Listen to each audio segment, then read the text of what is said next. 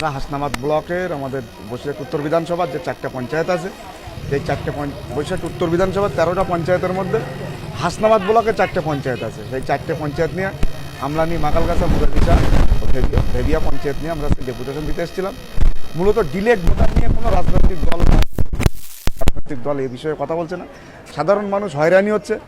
আমরা প্রায় 7,000 ডিলেট ভোটারের ট্রাইব্যুনাল কাগজ সহ আজকে আমরা বিডিওর কাছে ডেপুটেশন দিয়েছি যে আগামী দিনে আমরা বিডিওকে জানিয়েছি যে যত তাড়াতাড়ি সম্ভব ট্রাইব্যুনালে যারা আছেন, আওতায় আছেন, এদেরকে নিষ্পত্তি করা হোক। কারণ এই মানুষগুলো এরা তো নাগরিক, ভারতের নাগরিক।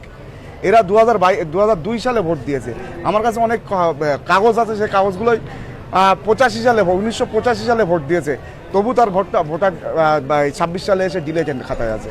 1990 সালে ভোট দিয়েছে, তার 26 সালে এসে ডিলেটের খাতায় আছে। সেই জন্য আমরা বিডিওর কাছে এসেছিলাম অতি অবিলম্বে যত তাড়াতাড়ি সম্ভব আমাদের এই নিষ্পত্তি করা হোক। যারা ডিলেট ভোটার এই ট্রাইব্যুনালের আওতায় আছে, বিডিও সাহেব আমাদের সাথে কথা দিয়েছে যে আমরা অবশ্যই আমাদের উদ্যতর জেনারা আছেন, এসডিও জেনারা আছেন, ডিএম জেনারা আছেন, তেনাদের সাথে অবশ্যই কথা বলবেন এবং আমাদেরকে আশ্বস্ত করবেন।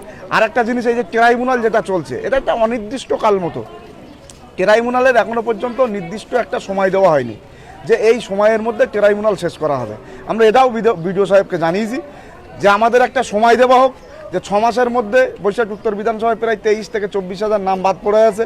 6 মাসের মধ্যে হোক, 1 বছরের মধ্যে হোক, আমাদের একটা নির্দিষ্ট সময় দেওয়া হোক, যে এই নির্দিষ্ট সময়ের মধ্যে ট্রাইব্যুনালের যে নামগুলো আছে এই নামগুলো নিষ্পত্তি করা হবে। বিডিও সাহেব সেটাও আশ্বস্ত করলেন যে আমি অবশ্যই আমার ওপরে কথা বলবো, বলে আপনাদেরকে জানাবো। যদি বিডিও ডেপুটেশন দিয়ে যদি আমাদের কাজ সাকসেসফুল আমরা যদি না পাই, আমরা আগামী দিনে এসডিও ডেপুটেশন দেবো, ডিএমএ ডেপুটেশন দেবো। আগামী দিনে কিন্তু এই আন্দোলন আস্তে আস্তে বাড়বে। কারণ হলো সাধারণ মানুষ, সাধারণ ভোটার যারা ভারতীয় নাগরিক, তারা আজকে 26 সালে ভোট দিতে পারেনি, তারা হতাশার মধ্যে ভুগছে। এর তো একটা শেষ হওয়া প্রয়োজন আছে না।